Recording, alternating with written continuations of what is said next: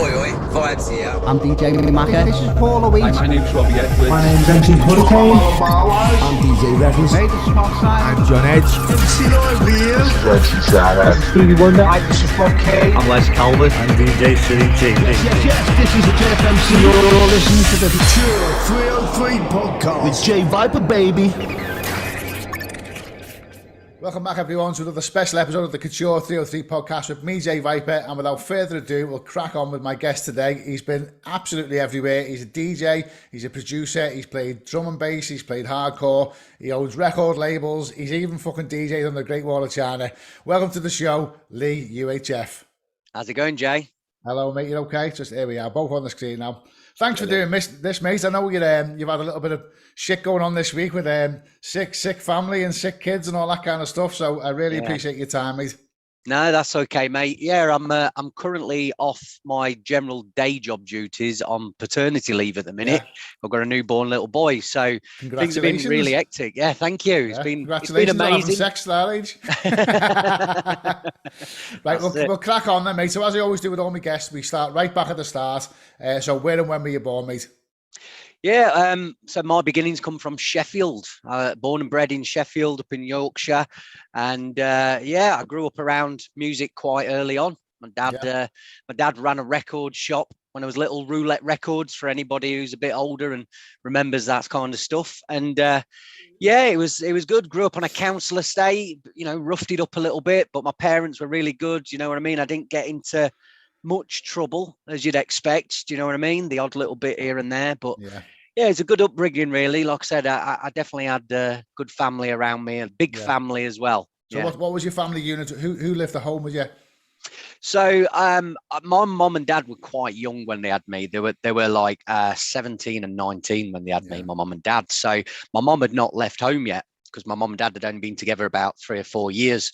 And for the first 3 years, I lived with my nan and granddad with my mum there. And she got 3 brothers and 2 sisters as well. So some of them were living there, some of them weren't. They keep coming and going, breaking up with their missus, moving out. So it was kind of revolving door, my nan's. Everybody, it was like the hub of the family, you know what I mean? So everybody was there. You know, everybody who had something to say or wanted to do something, they'd all come and do it at my nan's. All the parties were there as well. Hub. It was the family hub. It really was. And my dad was from, I was on Wyburn, which is obviously like South Sheffield side. And my dad was from Hillsborough way. So he'd travel up every day to come and see me. And then eventually they managed to get an house, and it was just me, my mum and dad until I was about 5 years old. And then my sister come along. Yeah, that must have felt strange going from such a big family unit to just having your mum and dad there all the time, just to yourself, like, if you like. What was that like? It was no different, because we lived about 5 doors away. It was the same estate, same just road. Going to be nan's. It literally was. And when I got to 12, I spent most of my time at my nan's, because obviously everybody had kind of left the house, and it was just my nan and granddad. But I ended up kind of living there for the most part as well, because I like being there. I had my own room, whereas obviously living with my mum and dad, it was under a bit more stricter rules, and I had to share a room with my sister. So by the age of 12, I was back at my nan and granddad's again, practically living and just eating and having my laundry done at my mum and dad. So what were you like in school? Is anything in school that you excelled at? Were you a creative kid, a sporty kid, were you a good kid, a naughty kid? Yeah, like I said, I never really got into massive amounts of trouble. Like I said, the odd estate things where maybe you'd rob somebody's up. Do you know what I mean? And you get a slap for it. Do you know what I mean? There weren't police involved, but at school, I never really got that much into trouble. I weren't a grade A student. Do you know what I mean? I was the joker, like, in the class, and do you know what I mean? I was always ripping people and ripping teachers and I was into art a lot. I was like a really good artist, and I started playing sports properly at about 12. I started playing rugby at school, and I was really good at rugby, quite strong. I've always had like really tree oak legs kind of thing. Do you know what I mean? So I was really strong at that. And then I got into basketball. So around like I say secondary school, it was a lot of kind of, yeah, I loved art and stuff. I was really good at art, but when I really touched onto sports, I got really good at it. And the basketball thing, that was my life. Like, it really took over my life. I played for the school team, I played for Yorkshire, played for England, and I played one game for England, basically. Yeah, so I really moved up with that. Yeah, it was really good time. So you're into your martial arts. Was that something that you liked as a spectator, or was it something you participated in as well? Yeah, I've had that stuff with me all my life. Like I say, growing up on the council estate, everybody was doing boxing or karate and stuff like that, or kickboxing. And I started a karate class, and I really liked it. But I was only about 8 or 9. I didn't feel it was physical enough. I wanted to do like boxing, and I didn't like the boxing because I think I remember there was some kid who used to pick on me who used to go to the boxing one. So I never went to boxing. So I ended up doing Thai boxing. And I was doing Thai boxing on and off until I was about 19 years old. So I did a lot of that. And then when the clubbing and the DJing kind of started, it went away. But I'll come back to it later. Like in my 30s, I really got heavily back into the martial arts and started competing and things like that. Yeah. Fucking hell, at 30, that's fucking good going. I know. Yeah, it was knocking out all the kids. Getting my ass kicked most of the time. But no, I did quite well. Like I started back at I think it was about 29, 30 years old, and I had a good 7-8 year run. And then when I've just turned 41 last week, and when I got to about 38.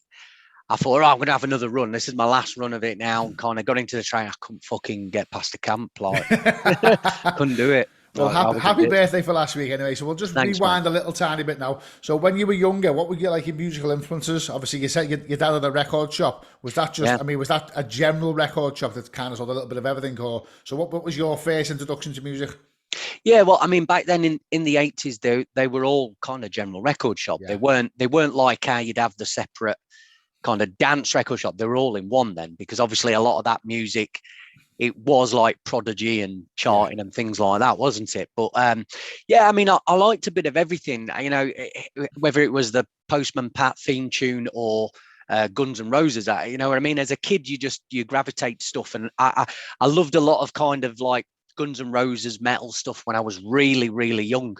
When I started playing basketball, and just kind of the kids who I was playing basketball with, they introduced me to rap music. And I wasn't a massive fan of it before, but I'd never really heard anything good at that point. Do you know what I mean? Yeah. And in my ears, so like they, as you can imagine, being like 11 years old and hearing Wu-Tang Clan and Onyx, and they're swearing and talking about guns and kill you, like, fuck me, this is good. Like, so he just said bitches. That was it. Yeah. He just said he's going to kill 3 people. And, he's going to kill 3 N-words. Yeah. That's what he all was. And obviously as a kid, I gravitated to that a lot. And I really, really got into my rap. I used to go, I remember at underage, I went to a Cypress Hill concert. I went to see Old Dirty Bastard. I went to see Busta Rhymes. So yeah, I was really, really into that for most of my teens, and that's the kind of soundtrack to my sports as well. That's what I trained to and stuff like that as well. So do you think it was the affinity to rap music that wanted you to be an MC before you actually became a DJ? No, not at all. It was more a case of I hated hardcore and dance. When I was doing the rap stuff, fucking despised it. I didn't really like it. And I used to go like one of the, the family holidays to Skegness. Yeah. Like every year we'd be there. My mom and dad owned their own caravan and stuff. So we'd be there in the summer. We'd be there all through the 6 weeks holidays, and you'd make friends there. And there was a couple of mates that used to come from Lincoln. And one of them, he was really into all the gangster rap like me. So me and him were big buddies like, and his mate who he'd come with, he was into vibes and happy hardcore and things like that. He was a couple of years older than me. He was like 16 when I was about 14, 13. Yeah. And he had like a Vibe Light tattoo and stuff. And we used to rip him for it. I didn't know what it was then. But as I'd keep meeting those guys on holiday, I started to become more friends with the hardcore guy, even though I didn't like hardcore. And basically, as you can imagine, you're figuring out which girls you like on holiday and that. And what he did to try and get me to like hardcore was invite all the girls that I liked to Fantasy Island, to the zoo nightclub, to the rave there. So I had no choice but to go to the fucking rave, because I wanted to get with these girls. So Yeah, I went. I The got power with a of the girl I liked, pussy. and it happened. and I come out and I actually really liked it. So when I come back home, I was going to school, and it just so happened that like a lot of the kids in my year group, they were going to Uprising in Sheffield. And obviously, because I'd had this little taste of the rave, and they're all talking about it in the schoolyard. Yeah, went to a rave, blah, blah, blah. I was like, fucking, I need a piece of this. Like, let's see what this is like. And and that changed everything. Obviously, the sports stuff gradually declined as I was staying out later on a Friday night, and just kind of went like that. So what year was this? You were going to Uprising? My first Uprising was the end of '96, and I didn't go for a while, but then I started hardcore regularly going at the beginning of '97. It was February the 7th, '97, Alchemist birthday party. Yeah. And I've still got the tape. Fucking Yeah? brilliant. Yeah. Still got the tape. I was lucky enough to play in I played for Uprising and I played for Revolution. You did, I remember seeing your name on there, yeah. Fucking hell, you got a good memory, haven't you? Jesus Christ. Yeah. I only just remembered it myself. But when I played for Uprising, I played, and I think it was on the way out, I got a flyer, and the flyer had Sharky's name on. So I'm a huge Sharky fan. I'm quite good friends with him now, messages and stuff like that. But at the time, I was such a fucking fanboy. And I reached out to, I think it was either Paulo or Kenny Sharp, whoever it was. And I said, listen, I said, Sharky's on in May. I said, my birthday's in May. Is there any chance you could, get me a half-price ticket or something? And he was like, who are you? I said, Jay, I played the week. At the time, it was just DJ Viper. It wasn't J Viper, just DJ Viper. And he went, oh, bring your tunes down, you can play. So I got an extra gig out of it, and I got to meet Sharky, and I was fucking made up. But I always remember, and I've said this a couple of times now, obviously, did you ever end up playing at Uprising? Yeah, lots. I was like a resident there for a little bit as well. I've never known monitors that loud. I remember stood there because the DJ box was like upstairs, wasn't it, or up a ladder or something. Yeah. And I remember being in this DJ box, and the monitors were making me face move. Me fucking cheeks were doing all that. Which club was it that you played at? Which one? Oh, fucking hell. You're asking now, mate. What city was it then? What city? So I played once in Sheffield and once in Chesterfield. So one was for Uprising, one was just for Revolution. Yeah, so the Chesterfield one was the high up one. That was a right dodgy club. They only did a couple there. Okay. The main one in Sheffield was the Adelphi. This is the iconic, legendary rave venue. That's where I went, yeah. Big square room. There's like a little upstairs, but a lot of the events were like the big square room with a stage, and it had like a stud balcony around the stage. Yeah. But they did the underground there as well, which is where a lot of the techno nights was. That was a good club as well. Like, but yeah, they did. That was the main one. And NSPC, the National Centre for Popular Music, that was a big one. The big dome. Yeah, it's like a giant dome. There, no. So they did a lot. But yeah, you talk about obviously a story like that. I think like back in the day, and even probably nowadays, Paulo, I think he loves a chancer. I think he gravitates to people that are just, they'll put it cheeky, out there. A bit cheeky. yeah. But it's like, you don't ask, you don't get kind of people, because you never know the opportunities you missed if you don't just fucking ask. I mean, what's the worst that could happen? And I think he loves people like that, Paul. Yeah. I know him. I've known him a long time now. We are good friends and we've always had a good relationship, but I can tell that he does gravitate to people that fucking reach for that fucking Well, look at this podcast. Look at me and you now. I mean, for the viewers at home, this came about. I did a podcast last weekend or the weekend before in Stoke. I took my gear down to Alex's shop, MC Energy, and I set all my gear up. And I've got a boom arm here. I think you can see that. I've got a movable boom arm. Yeah. But when I'm doing the podcasts in someone else's shop, I travel a bit lighter, so obviously I don't take tabletop boom arms. I have these little tripods. That's right. Goes to my Instagram, and this guy popped up saying, "Where'd you get your tripods from?" And it was our guest today. And like you say, if you don't ask, you don't get. Obviously, your name popped up. Did a little bit of research. I mean, there's a guy on one of my podcasts. He's got a fucking story to tell. He's been round the block more than once.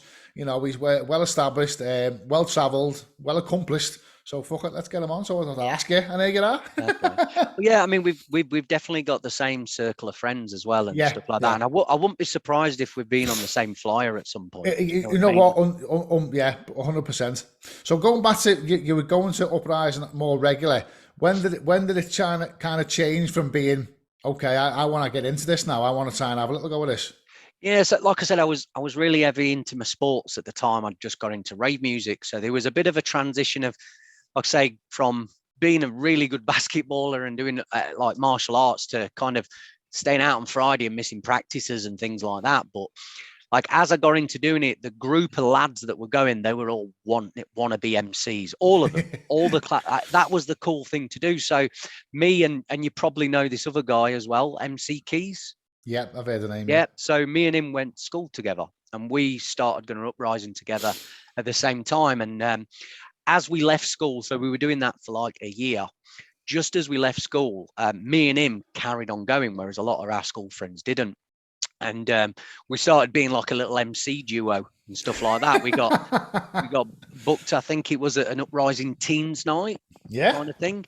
And it was a case of basically we started going to, up a place called Aston near Rotherham, just on the outskirts of Sheffield, and we were doing some little house parties there with a few friends that we met through mutual friends. I don't know if you know some of the Sheffield lot, like Martin Space. You heard of him? No.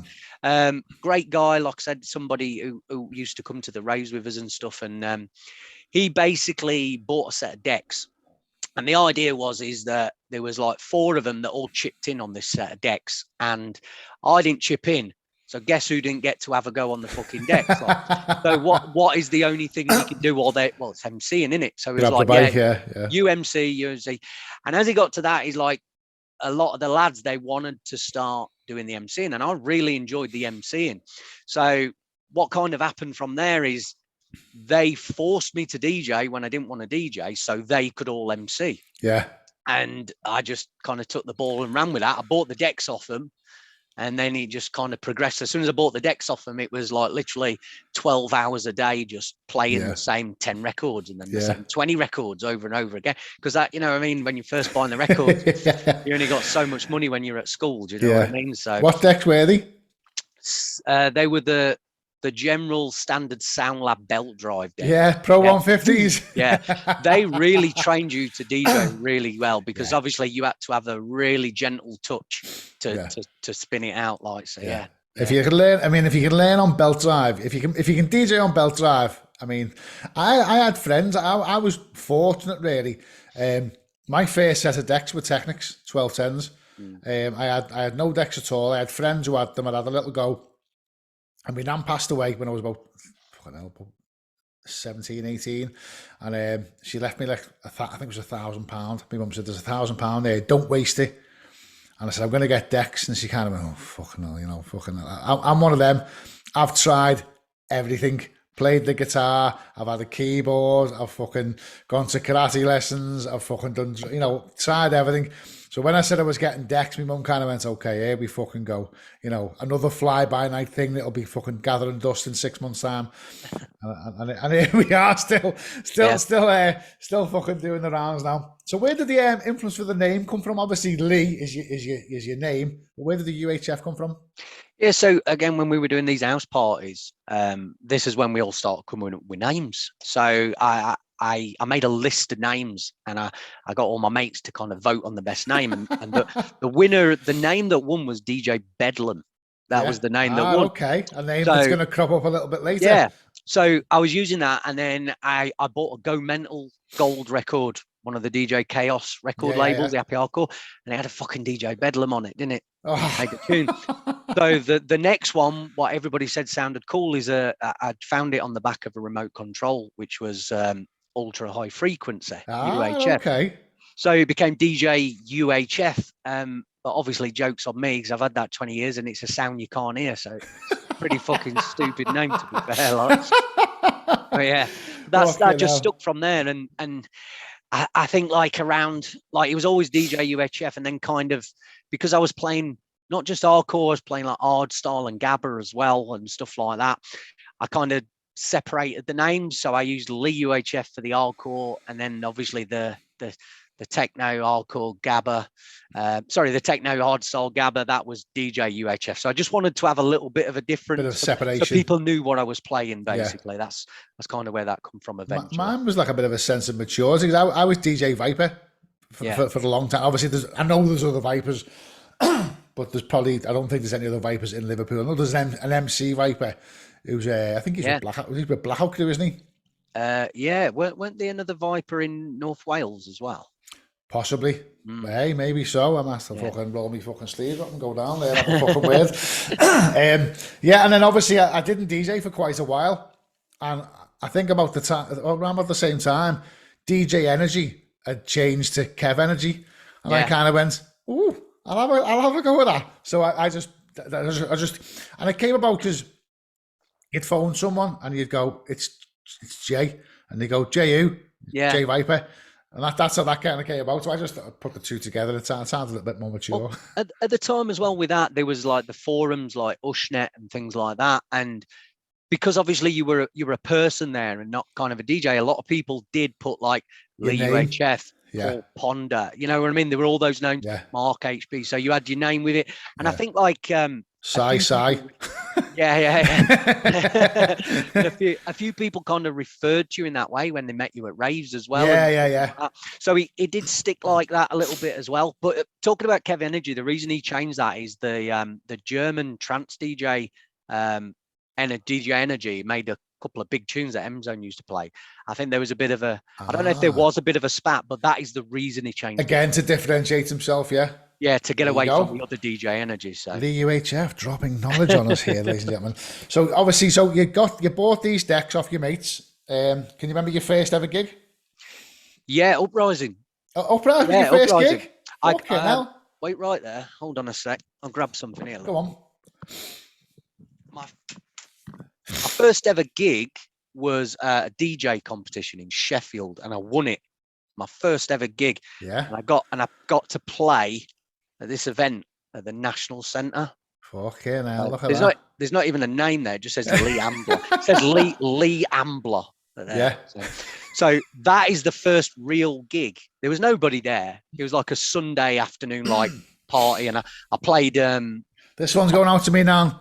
yeah. I played trance and like Clubhouse, you know, like Symphony Strings, Yamanda, and Paul Van Dyke. So I was mixing all them, and the reason I won the comp is because at the beginning of the vinyl set, I put the intro to Human Traffic soundtrack on. You know, whereas the pills are on me.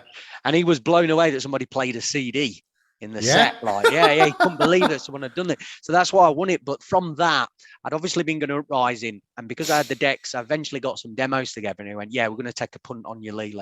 Let's get you to come and play." And I played as a replacement for someone. I played that Chesterfield club. That what you said with DJ Box, and then I like everything. A good kind of a good relationship kind of blossomed with me and Paulo then, and they not long after that, around September '99, they started Revolution. They shut up shop with Uprising, started Revolution, and that was at Club Underground in Sheffield. And they had obviously the main room was like M-Zone, Sharky, Kev Energy, and they did it every month. And for that, they had like this second room upstairs, and there was me and a couple of other lads. We became residents of that second room, and that was like literally having that kind of, not really a it wasn't an official residency. Like I said, they had the residence. As good as, Yeah. So we were a permanent fixture, let's say, kind of thing. So my second ever rave set was again at Uprising, and it was kind of fulfilling that residency while they were at that club. And then they moved clubs again, and like I say, I got booked with them and stuff like that. And it kind of went from there really to some big gigs after that. So do you think being a regular fixture at Uprising was instrumental to getting your other gigs as well? Because you played some fantastic places after quite early on, didn't you? Yeah, it snowed like when I got that kind of first few gigs out of the way. After that, I mean, obviously it's a bit hazy in my mindset then kind of thing. It's 20 odd years ago. I'll jog your memory. Future Dance, Helter Skelter, North, Vibralite, Slam and Vinyl, Hardcore Heaven. Ring a bell? Yeah. Well, when I say hazy, as in like, how was I pushing that? I remember how they came about, because it just started to happen. Like, but I think the first major one that happened was I used to buy records from Wax City Records in London. I used to ring them up on the phone, and I'd be like, right, play this down the phone. Play And it that's down where, the phone, yeah. yeah, that's where Sharky, Kev Energy, and DJ Chaos worked. It was Chaos's record shop. Okay. And I'd ring up and Kev would be playing records down the phone, and I'd buy and he's like, look, we ain't got nothing for you. You're ringing every fucking day, Lee. Like, there's nothing here. Like a pest. Yeah, pestering them to fuck. So they knew me really well. What colour knickers have you got on? And they put me on to Stage One Records, which was the distributor of all the freeform stuff, because that's where I was chasing all that freeform stuff, New Energy, stomping tunes, things like that. So I started buying from Stage One and getting to know all those guys as well. And then in one of my mailers full of records that had come every week, there was 2 flyers for the first ever Future Dance night DJ Chaos had put on, and it was like I say, just Chaos, Energy, Sharky, load of their mates at Castle Studios in London, Elephant and Castle. And I was like, fucking hell, yeah, let's go to a rave at Sheffield. Let's do it. And it was literally on my birthday on the 25th March 2000. So me, Martin, who I mentioned earlier, and a minibus full of other friends, we all went down to Future Dance to London, and yeah, it was great. We met Chaos. Like I were up in the VIP half the night, chatting and drinking with Sharky and Energy, and that's when I first really got to know those guys as well. Sharky drinking? You're joking, aren't you? He's not known as being a party animal, is he? He's a fucking legend, John, and he absolute fucking legend. Yeah, so I got to know those guys well, and as you can imagine, me being that hungry, fucking like I say, you don't ask, you don't get. I went straight up to Chaos and I went, let me play at the next one, and I'll, you know, we'll all be down here to support. Everybody wants to see me play. He's like, yeah, fucking hell, why not? Yeah. So what year was this? 2000. Okay. And the first thing they did, they booked me on the 3rd Future Dance. So I didn't play the first or the second, played the 3rd one. And which were all in the same year, like it was around August I played. So they did March, June, and August. So I played the August one, and they put me in the North room, Andy Bowler's room. That's when they started the techno room. And because obviously I'd done the odd hard style gabba and hardcore set at Uprising, I had obviously demos for every genre. And it was back then as well. I mean, don't get me wrong, I loved playing it, but it was a lot easier to get gigs when you covered a few styles back then as well. Because say you go to Uprising, there's 6 slots in that main room, and he's like, well, we can't fit you in. Oh, but we've got a second room, and in there we've got techno and arts. So you got those extra gigs just by doing that. Because if I went to Future Dance just playing hardcore, I might not have ever got a gig. I only played in the main room once out of all their events. Do you know what I mean? So because you're up against the fucking big boys, aren't you? Yeah, of course, because they had like one up and comer, and then the rest were just headliners. You know what I mean? And it's kind of the same with most of those events back then. So yeah, it was a good in. But I loved it, like I said, because I was obviously at that time working in, like I said, Reflex Records, which we'll come to, and getting a lot of promos. I had just as much new music as people like M Zone and stuff. So I come quite formidable with that sound, and it got to, from then, like I said, the Future Dance gig really just fucking landslided everything, because obviously from that playing in the North room, I got to actually go and play at North events. Yeah. Because I played at North events, I got to play at Vibalite events because there was North rooms there, and it just, all the fucking dots just joined up. Like, do you know what I mean? So you play at Vibalite, well, obviously you're going to end up playing at Bowlers. You're playing at Bowlers, then somebody in Stoke wants you to play in. And it just landslided from that. It just like a fucking avalanche of fucking promoters seeing you play when promoters are joining up and stuff. Yeah. You know, really. So back to the name Bedlam. The next year, 2001, you launched your own night, and it was called Bedlam. Yeah. What kind of a night was that? It was basically like Uprising for beginners. Uprising for beginners. I had like MCs, but it was a natural progression. You know, if you're playing and you're going to events and you think you got the knack for it, you're like, I'm going to give a fucking event a try. I'm going to try it. So me and Martin, who I've obviously mentioned quite a lot already, obviously I played a big part when I first started out, giving me my first decks, and we started Bedlam together in a pub in Sheffield. It went all right, but like there was a lot of problems we didn't think of, such as the regular drunks that go in the pub getting really pissed off that they had to pay to get in their regular pub.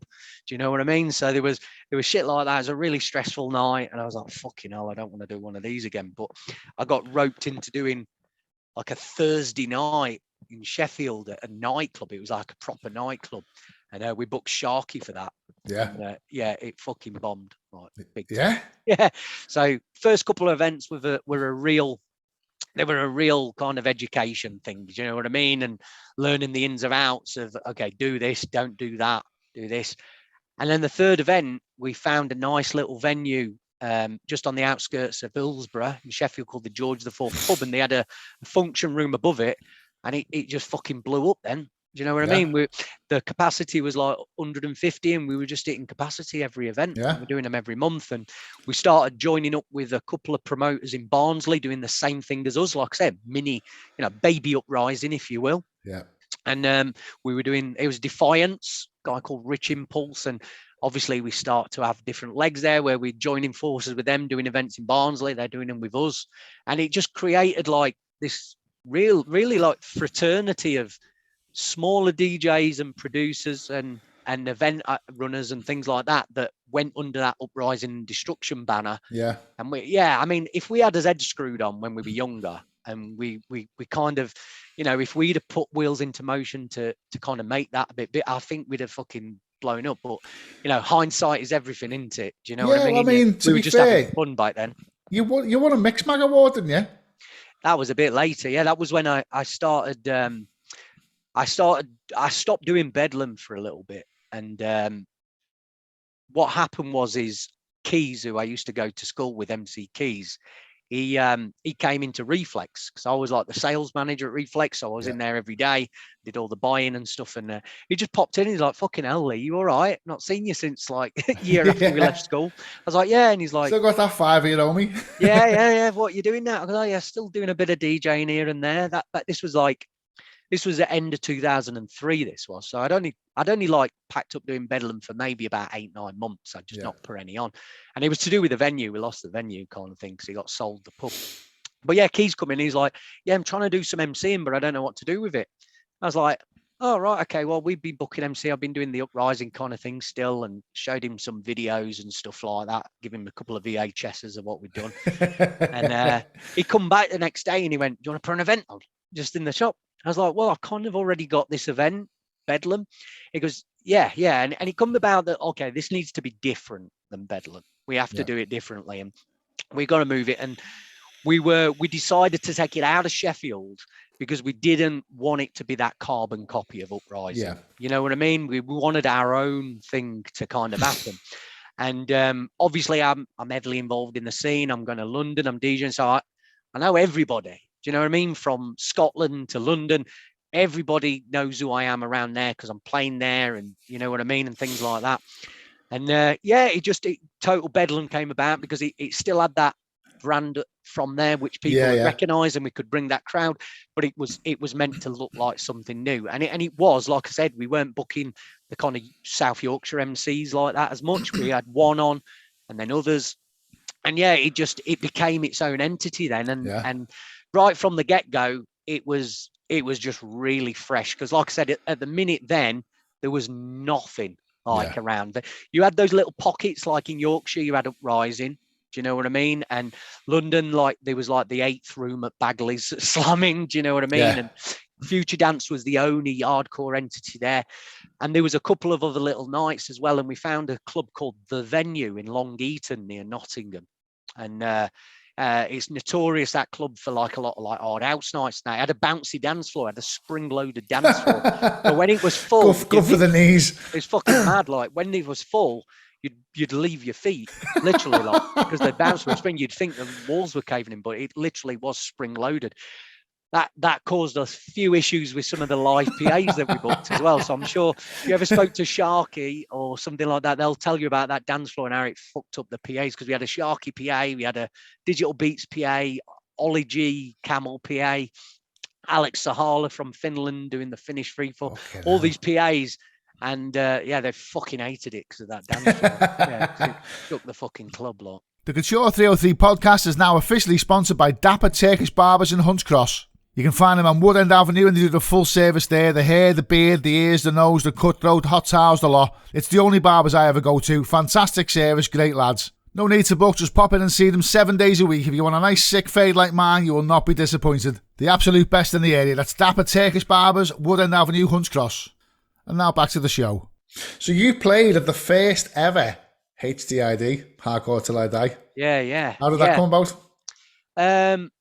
Literally, like I say, it was the same year as Bedlam. Like, we'd already put the flyer out. Bedlam or Totally Bedlam? Total Bedlam. Okay. Bedlam. So 2004 was when Total Bedlam started in April, and we did 2 events. We did one at the beginning of April and then one at the end on the bank holiday. And we, like I say, we did really well with those events. And just before the event kind of started, Hixie rang me up. He just rang me up and said, like, I love what you're fucking doing, like, and he'd heard some of my music that I'd actually put out on the label, like, and stuff, because the label had just started as well.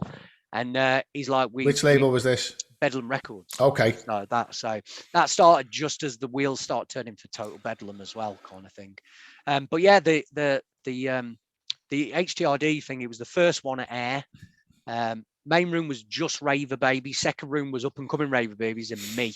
And the thing he said, he's like, he booked me for the Bedlam stuff, and he's like, but I don't want you to play that on. I'm like, well, fucking, what do you want me to play?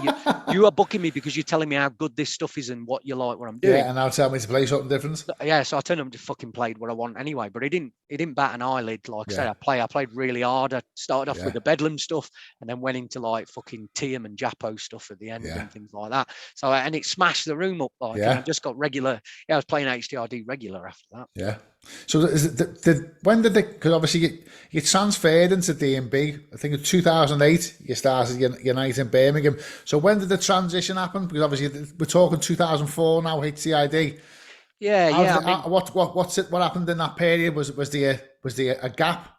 Was it a gap in your resume, or was no? There was no gap. It was overlapping. I mean, like I say, I started Bedlam Records in 2003 with music I was doing with Devastate, and we signed other music and we had like our own sound, so that kind of built up. And then when it got to about I think it was 2005, when it got to 2005,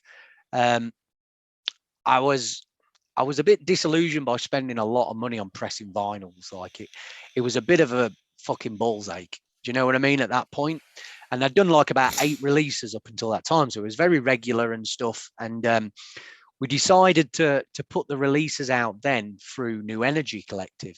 Like they were doing it as like the main distributor for it.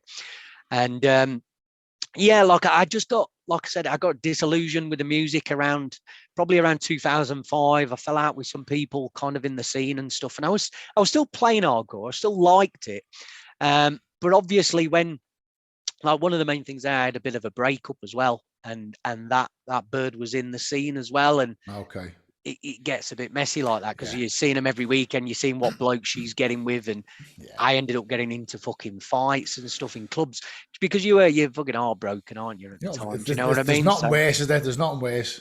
Yeah, and it, like I say, it just got into a bit of messy kind of year, really, that because of the breakup and stuff. And yeah, I wasn't myself. I was probably a bit of a cunt and stuff as well. I was a bit of a cunt.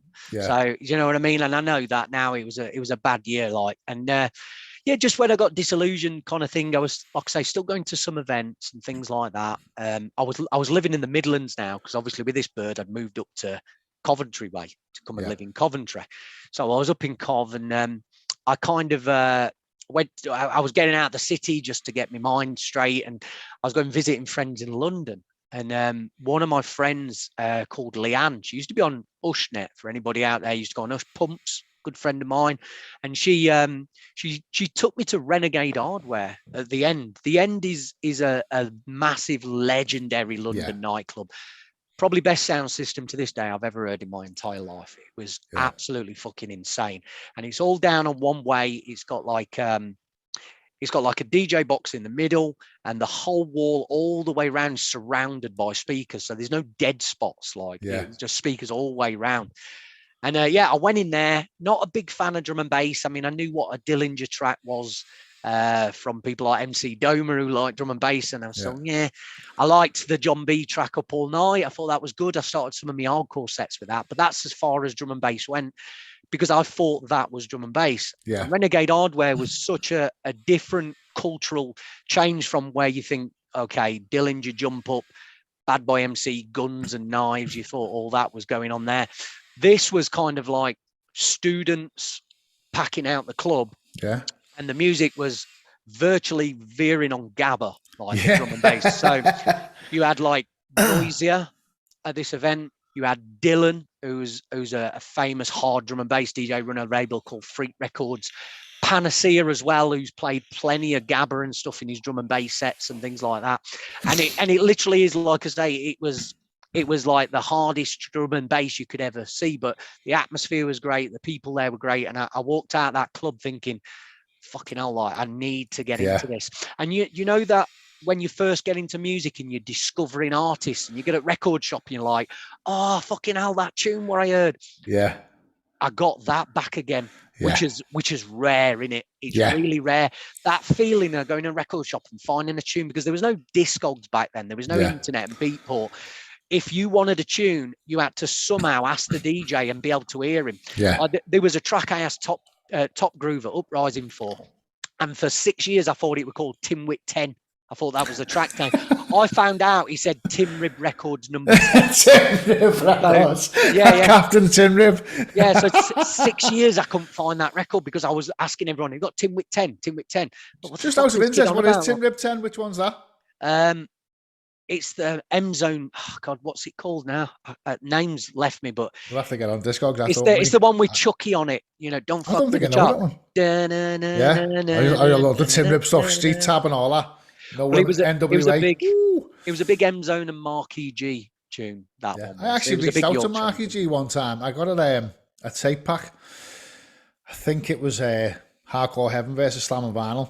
And Marky G played this tune, and I was fucking absolutely blown away by it. And this is before like the internet was really that big. But I emailed him and I sent him a clip of this track, and he told me what it was. It was the Sean Dexter remix of Feel Free by Eve DeRuta on Bonsai Records. What a tune. Fucking absolute. One of my favourite soundtracks of all time. And if you listen to this, Mark, thanks for telling me what that was. So 2008, you actually started your own drum and bass night based on your findings in London. How did that come about? Were you playing on that night as well? Had you started playing drum and bass by this point? Just to answer your other question though, before I move on to that, Chris C and M Zone Pentium. That's there you go. Hey, look at that. Fucking hell, multitasking. You could be a woman. Speaking of women, I want to say the transition basically. So speaking of women, I want to say a big mention to what's her name? I can't think of her name now. The scrubber in work. She knows who she is. Sandra, only messing Sandra. Yeah, Sandra wants me to give it a mention. So yeah, Hi, Sandra. Speaking of women, hello, Sandra. she's my biggest fan. She's like Annie Wilkes out of Misery. She's going to tie me to bed one day and chop my feet off. So go on. Sorry, 2008, you started your own drum and bass night. Yeah, I mean, again, natural progression. Once I start to know all the tunes and you're getting all the music and you're in the local record shops. I moved to Birmingham because obviously, sorry for anybody living in Cov, but fucking hell, man, that city, like. And funnily enough, my missus who I'm with now, she's actually from Cov, so I'm always ribbing her about how shit it is in Coventry. Well, I mean, the phrase is getting sent to Coventry. Yeah, it is. That's it's not a nice place, clearly. But I was still getting a few bookings, and they were in Birmingham all the time, like. There was a lot of hardcore going on because HTRD was in Birmingham. There was a lot of other things, like they had the after parties, the pre-parties, and all these other people were throwing fucking events. And so I was getting booked for all of these. And I was like, obviously I was turning up to hardcore nights as well for a bit and playing drum and bass sets for a little bit. We pissed a few people off, but I didn't give a fuck. I loved it, like so. But yeah, I moved to Birmingham and I got a new group of friends that I kind of met through the raves there, and we got all really close. There was a big bunch of us. I was like, when you've got like all that and you're all going out raving and you know how to throw a fucking event, you're going to throw an event, aren't you? Do you know what I mean? Yeah. So it just naturally is like, I'm going to throw an event for all my mates. Like, and hopefully went off and I found somebody with a bit of cash. Like I had a bit of dough at the time, like, and we put a fucking big event on. Like it was about 15 grand it was. Jesus. Just the lineup alone. And we put it on at the Rainbow when the Rainbow was quite new then. And that's that's a very iconic venue. If you've been to Birmingham clubbing, you've probably been to Rainbow. And we definitely lost a lot of money on that first event, but it was my way of introducing myself to the Birmingham drum and bass scene. Like, hello, I'm Lee. here we go. And it was like we booked some locals and I got to meet some really cool people that were doing events, and they start to book me. You know how it goes. You obviously start to get their networking and connections. And the second the second Raw event, which was the drum and bass night, we found a little venue called the Wagon and Horses Pub. And out the back of the pub, they had this massive outdoor stage in a canopy. It was fucking brilliant. Still one of my favorite venues going. And we threw it there, and it just went off. It was rammed. And we basically, at the time, we turned it into a free party, free entry. And we were making money off the laughing gas balloons because you were allowed to do that. And obviously, if you've got 300 people in a room, you're selling laughing gas, you're going to make about $2.5-3 grand on balloons. So with 300 people, you know, they're doing that. We were able, because it was free, some of the DJs and acts would play very cheap, because obviously you book it through an agency. When you say there's zero on the door, you've still got to pay. But because of that zero on the door, it enabled us to book some really big acts at a free party because we could afford it with the balloons. Yeah, you know what I mean? fantastic. So we did that for quite a while, and we had, I don't know if you know your beatboxing, but we had the world champion beatboxer Reaps One. He performed for us about 4 or 5 times, and oh man, like these, I'll send you some videos, Jay, like fucking going off at the back of this pub, 300 people, going mad. And he did a set with a guy called Captain Crunch, who's a beat juggler, like, you know, all the fucking turntable. And we had that set up like as a surprise set on one of our birthdays. We weren't even announced or anything. And we got him beat juggling, and then Reaps One beatboxing to the beat juggle. Fucking unreal. So we got a big reputation then with Raw. And quite unique, that, isn't it? I mean, it really is. I mean, even to this day, beatboxing's a fantastic. I've seen Beardy Man live. Beardy Man live in Manchester, and that was absolutely insane. You're in a club, and it was all like a student guild hall type thing, about 300 or 400 people. Absolutely packed to the rafters, and this one fella's on stage with all these bits of equipment, but every bit of noise, because you know how a stage show works, don't you? He has like the samplers and stuff like that. And it was like, if you just walked in from the outside, it was like, I've walked into a techno night. You know, that's all his voice. It's fucking insane what he was doing. Like, so 2010, you actually toured with this beatboxer, didn't you? Well, it wasn't him. Okay. Yeah, Reaps One was the inspiration, really. And like I said, because we were booking beatboxers at Raw, there was like dubstep, drum and bass, beatboxing, breakbeat. It was like everything above. Do you know what I mean? In that kind of urban genre and stuff. And a few people had turned up who were actually beatboxers because they come to see their idol, Reaps One. And I just bumped into this guy called Dan. And he started beatboxing, and I fucking hate people emceeing in my ear and all that shit, spitting in my ear. But you used to it, don't you? Like he said, he goes, I could do a bit of beatboxing. And I was like, obviously the Reaps One thing with the DJ inspired me. I goes, why don't you intro my set at the next Raw? And he did, and it went really well. And then it was like, I've got a gig in Wolverhampton. Do you want to come and do that? Yeah, we'll do that. And it got to the point where it's like, okay, let's do something where I'll play the tracks and I'll scratch this track out, and as I do, you mix in with a beatbox, and it just became it just became a set. And it's like, right, we need a name now. We don't want to be going out as Lee UHF and Grim. We need a collaboration, and that's where Dirtbox Live came from, basically. So, and we used that name, and like I said, it just became a thing where we kept adding people to it. So we added an MC, and obviously we were touring with an MC, and then that beatboxer left and we had another beatboxer. I mean, the general stuff with bands, isn't it? Do you know what I mean? So it was a band. I was doing the music. I did some live elements. I did DJing, and then we had an MC to host it all, and the beatboxer to literally do music with it. And we played at Global Gathering with it. Wow. We played, oh my God, like all over the country doing stuff. We went to Poland, Slovakia, Czech Republic. We've supported Sigma on tour with it as well. So yeah, it got mental. For me, it was like, everybody's a drum and bass DJ, and I'm not making drum and bass because I was learning how to do it at the time, because it's different than the hardcore stuff. I did the hardcore stuff for a while. It took me a while to pick up the drum and bass. So what can I do that's new? And no fucker we're doing anything like that. So it got us some tidy gigs, and like I said, that's where that Dirtbox Live for from 2010 to like 2017, it was just like the big thing for me, touring then. Yeah. And all of So, that, yeah. so Dirtbox Records, the record label, is that an offshoot of, excuse me, is that an offshoot of what you were doing? Is it the same kind of style? Well, I'd always planned like to have a label again. Do you know what I mean? Like the hardcore thing. I mean, it was running till 2010, but I wasn't really involved. I was just in the background because I kind of sold the rights off to all the music on my hardcore label because I just like, okay, I want it out, but I don't want anything to do with it.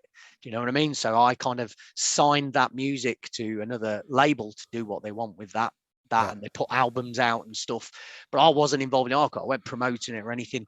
So I wanted to do another label, and obviously it got to the point where obviously the vinyl thing had ended, and obviously it was more in a digital capacity. So by 2018, I'd actually finished about 10 drum and bass tunes that I'd made myself, and a couple of collabs and things, and they weren't brilliant, you know, because it is easily the hardest music to make, drum and bass. There's no harder music on the planet. It's so technical to get it right. And yeah, it took a long time to get it there. And I put out a free album at the end of 2017. And that was quite well received. It was on SoundCloud, free download, but I also did some CDs. I did about 150 CDs and sold them online and things. And they went, and then, yeah, it's just like, okay, how do we follow this up? So we got in touch with a couple of distributors. We had a few meetings and we set up a deal. I had a few producers who were already like sending music who I'd got to know through the events. One guy called Fretman, who was doing hardcore before. That's how I met him. He did hardcore for us on Bedlam. Another guy called Traced, who actually comes from an hardcore background as well, funnily enough, under a different name. And then we had a Birmingham drum and bass guy called Slain as well. And yeah, they still release on Dirtbox to this day. But that's how that label basically came about. It was just I had an output of music, and I wanted to put it on a label, and I like running labels, you know. So it kind of just started from there, really. Is your dad still with us? Yeah. What does your dad think? Obviously, your dad used to run record shops in the 80s. What does he feel about you having record labels now and making a career out of this? He thinks I should fucking pack it in and get a real job. Get a real job. Yeah, but he come from that, having that, like when the record shop ended, my dad had nothing to show for it. Do you know what I mean? There's no pension plan. Yeah. Do you know what I mean? There's nothing like that. So for him, it's like, don't go down this road, Lee, because that was his experience of the music industry. He was a mobile wedding DJ and a record shop owner. And obviously when I was very young, like about 9 or 10, he shut the record shop up because it weren't doing very well. And like I said, he had nothing. So he went back to his teenage years where he got MVQs in carpentry, really good carpenter, my dad, really good. So he slowly built up like a business for himself, doing repairs and stuff like that. And yeah, I mean, now he lives on a fucking house he built on the beach, my dad, up in Lincolnshire. So do you know what I mean? He took him a long time to kind of get to that. Do you know what I mean? It's obviously left a bad taste in his mouth. Like you say, he did. There's no pension, there's no backup plan, there's no sick pay when you're self-employed and stuff like that. So how did you end up? Sorry, go on.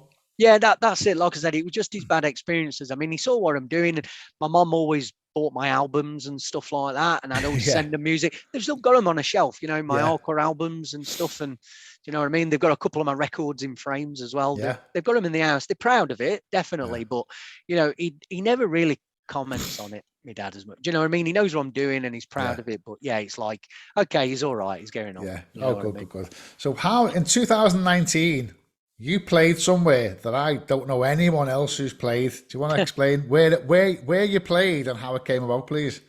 Yeah. So like I said, the Dirtbox live thing took us everywhere, and we're always looking for something a little bit different. And I got to know the whole story. I got to know a DJ who runs a big gabba drum and bass label in Holland called Prospect Records, called DJ Thrasher.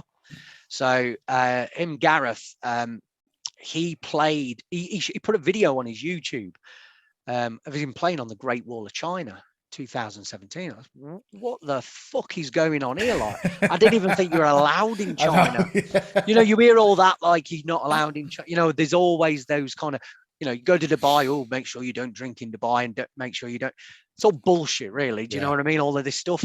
And the same with China, isn't it? Oh, you're not allowed in China. Do you know what I mean? Not allowed to talk. You're going to wear masks or whatever. And yeah, he's playing on the Great Wall of China, so obviously blows you away. So I asked Alex what that is, and he just said, yeah, Yin Yang Music Festival.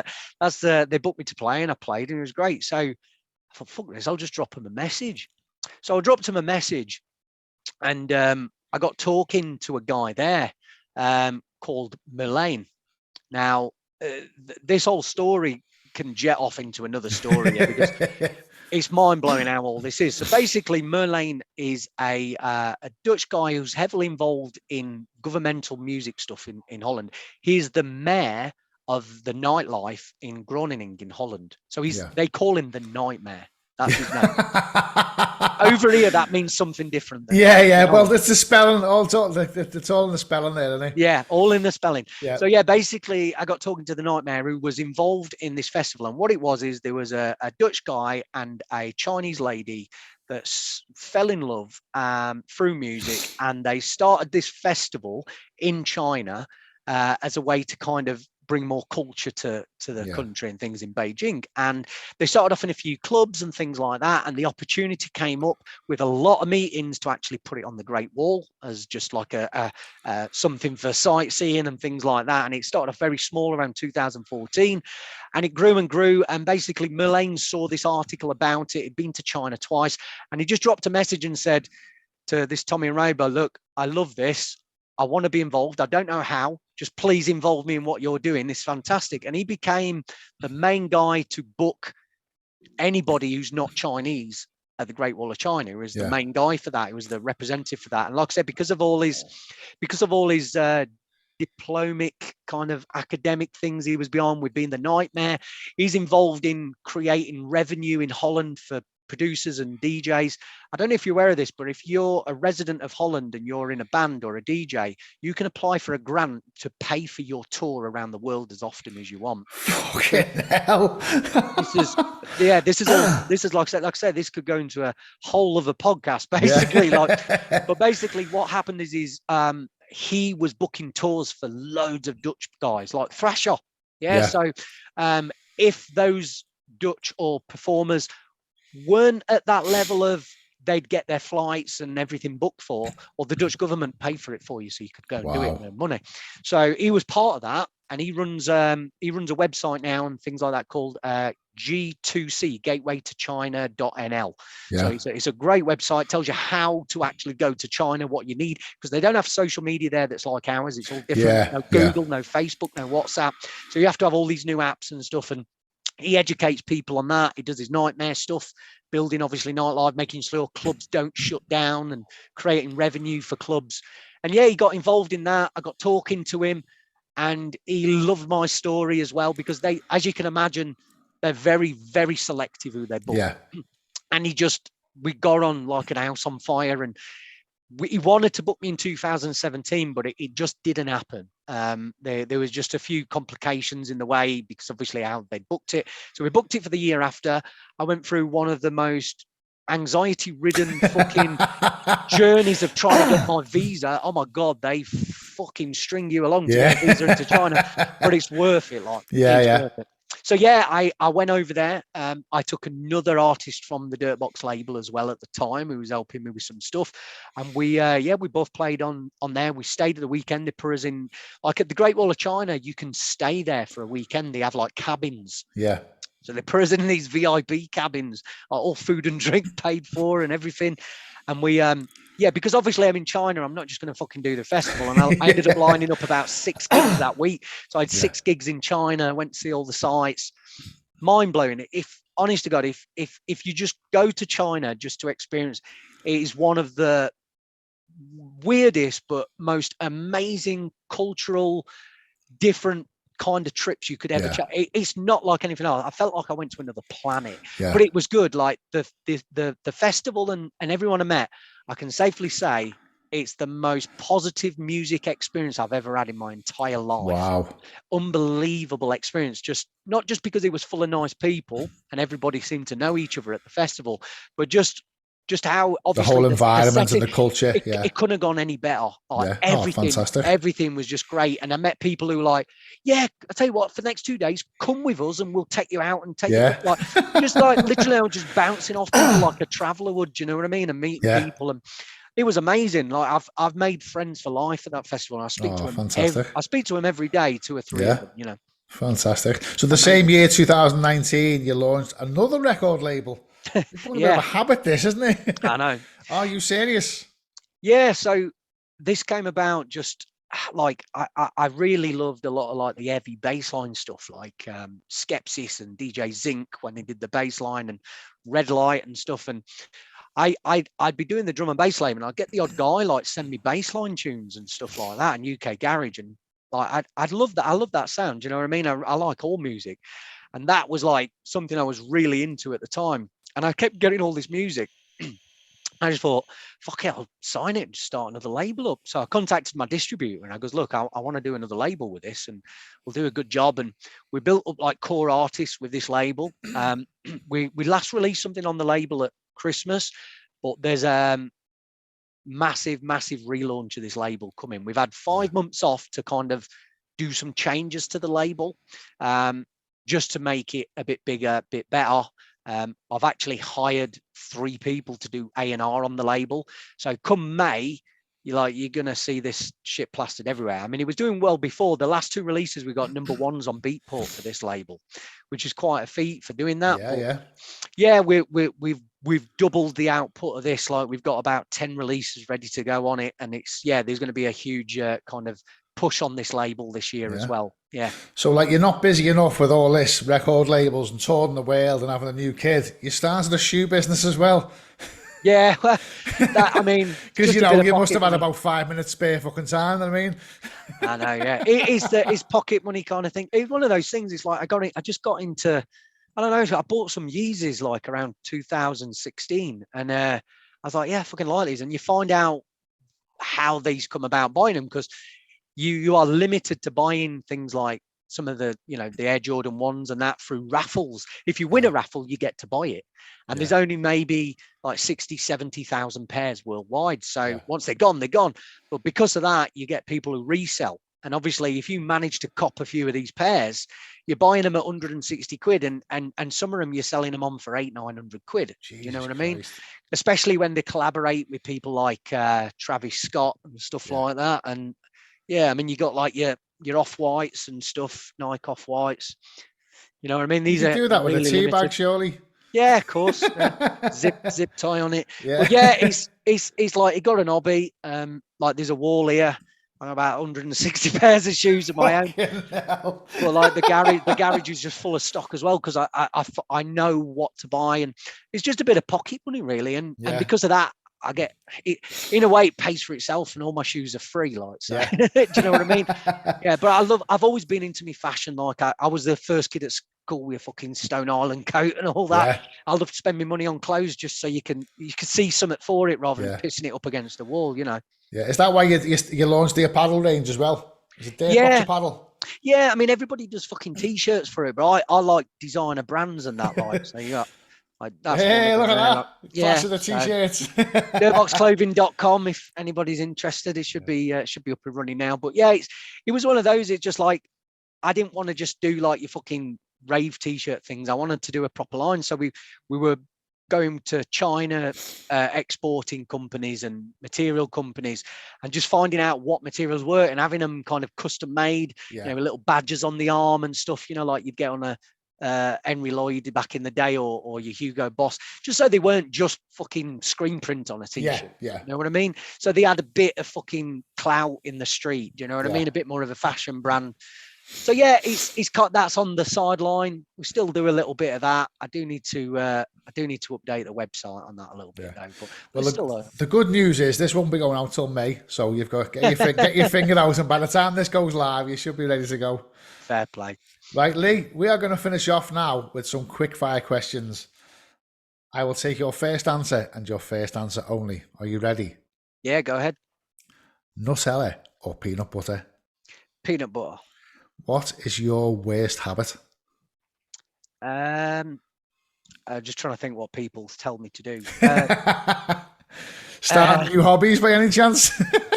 I'd say tidying up. I know that sounds weird, but like as soon as a cup or a plate hits the side, I've got it in my hand, taking it to the sink, and it drives the missus mad. That does. Yeah, yeah. It could be worse. Could be the other way around. Who's the most famous person you've performed with or for? Tiesto. Wow. I suppose. Yeah, I mean, if it's performing wise, definitely. Yeah, I played. He did. Skoda launched a car, and they had Tiesto involved in some way of launching this As you car. do. Yeah, and it was at the NEC in Birmingham, and basically, how the fuck I can't even remember how I got the gig, but I got a call saying, "Do you want to warm up for Tiesto?" Yeah. For the NEC, and I just did it. Okay, now. So that was pretty weird. Do you prefer DJing or production? DJing, yeah, because there's a lot of production I love, but there's a lot that I fucking hate, and I don't get much time to spend on it. And you need, like, I was lucky to do a lot of it early on, but when you're running businesses as an adult and a family, you don't really get those 12 hours a day you have to put into doing it. So my output's slower. I maybe get 1 or 2 tracks out a year. Yeah. But I'm all right with that. I've come to accept that I will never be a big producer. I accept that now. It's not my journey, you know. Monster Munch or Space Raiders? Space Raiders. What flavour out of interest? Anything close to salt and vinegar, really. Yeah. Pickled onion, then. Pickled onion. Maybe, yeah, maybe. Van Damme or Jackie Chan? Fucking Van Damme, innit? He was a hero to me. He was, wasn't he? Yeah, yeah. Alive or dead? If you could see anyone in concert, who would you go and watch? Oh, Dirty Bastard again. This might answer the same question, same answer. Who would you most like to spend time in a studio with? It wouldn't. Noisier. Definitely noisier. But then again, like I said, if I sat in the studio with Noisier, who to me they're the best producers that ever lived, I wouldn't know what the fuck they were on about, talking about. They'd blow my mind with their skill, and but it's a story, isn't it? Yeah, you know what I mean? So if I could actually go in a studio with those 3 guys, you know. Yeah. But I'd love to get them to, or even one of them to do stuff on my other label, that VTO record, because that'd be a You never know, mate. If I go in the studio with someone, if you book them, they will come. That's it. Yeah, never say no. What's one thing you would rid from the world? Jealousy. Milky Way or Milky Bar? Milky Way. What's your favourite movie? Oh, fucking hell. That's an hard one, mate. I could say the 2 films that I've probably watched more than any other film. I don't know if they are my favourite, because that changes all the time, but Blade and Fight Club, they're 2 great films. Blade 2. I've even got it attached. You can see that there. I've got the sign of the Familiar on my hand. That's brilliant. I'm one of the Familiars. Yeah, Blade 2 is fucking amazing. I love Blade 2, but nothing will beat that Blood Rave light. That is iconic. Yeah, iconic, isn't it? I went to see that film 3 times in one day when it first came out because of that. Fucking hell. So. Summer or winter? Summer. I fucking hate winter. I hate it. I was going to move to San Diego in 2017. Wow. I nearly did. Yeah. And then I met my missus. So I didn't bother doing it. Bitch, but I was I was on the verge of doing it. Cliffing his wings like that. I know. What is your dream car? I'd say I'm a bit old school with it, because like when I was little, I was car mad, and I'm not a big car guy now, but I used to love Trans Am and Corvettes. Like I fucking loved Knight Rider as a kid and stuff like that. Dukes of Hazzard. Yeah. So I mean, a Mustang, the old school a 1969 Mustang like that would be my dream car. Just that fucking noise it makes, and the look of it. The front grille. I love that. So 1969 Mustang or a Corvette. Be honest. Do you like the smell of your own farts? No. No. I wish I didn't have to fart. Really. And the last question: what's the best podcast you've been on? This one by far, obviously. Hey, the Couture podcast. Don't tell me it's the only one. No, it's not the only one. Funnily enough, like I said, one of the main reasons I agreed to this as well is, yeah, I mean, obviously it's good to have a chat with somebody who you've got like-minded things with, but yeah, like I say, I've started a similar one as well, so it's good to kind of get some pointers from somebody who's done quite a few. So yeah, I've enjoyed it, mate. It's been really good. Fantastic. I'm only 11 months in myself, you know, and I started off speaking to local talent, local DJs and MCs. Yeah. And obviously it's just kind of climbing the ladder now. Obviously the way I look at it is, if I went to say a Tiesto and said, do you want to do my podcast? And he said, who's your last guest? And I say, fucking MC Wheelie Bin. He's going to say no. But if I went to Tiesto and said, do you want to do my podcast? And my last guest was Carl Cox, he's more likely to agree to it. So it's climbing the ladder. So you're 11 months in, so you're doing all right, mate. Well, I mean, the thing is with the shows as well is I started it as a means for content for the label, because I'm in the midst of the minute of creating more content to build it. That's getting us the views, and I wanted to interview everybody that had a release, but not everybody's got a fucking story. That's the only thing. Not everyone's a talker as well, mate. I've had a few no's because of that. Yeah, but it's fine. It's absolutely fine. So I've had to kind of spread my wings a little bit. I hope you don't mind me saying it in the pitch, but my next show that should be out by the time of this is I have actually interviewed that Merlane Pullman who booked me for the Yam Festival. So there's a 2-hour podcast that should be out now when this comes out. Yeah, it will probably be. Yeah. Oh, so fantastic. Sorry for the plug there. Yeah, no, listen, that's what it's for. You know, it's my name on the fucking the title, but it's your podcast today. That's what, and I say that to all my guests. The podcast should be, you know, 70-80% the guests talking and me just kind of asking the questions and putting pointers. So you plug whatever you fucking want, mate. I'll just cut it out. I appreciate that. Yeah, that's it. Say what you want. On that note, is there anything else you want to plug before we wrap up? Yeah, obviously we didn't touch on VTO Records. That's a big thing at the moment that obviously I do. I collaborate with Traced on that. So yeah, if you're listening to this and you're looking at my labels, make sure you go and check out vtorecords.co.uk. It's pure underground, filthy neurofunk drum and bass. It's just one genre of drum and bass. It's got its lane, and yeah, it's blowing up that. Another thing as well, I can mention it because it's not been announced yet as we're recording this. Yep. But I actually now manage Neuroheadz record label as well. Fantastic. So this is a huge kind of UK brand that's just come out of nowhere. They've started an event and a label. They're fucking blowing up all over the world at the minute. And they come to me through some of my PR services that I offer for helping record labels.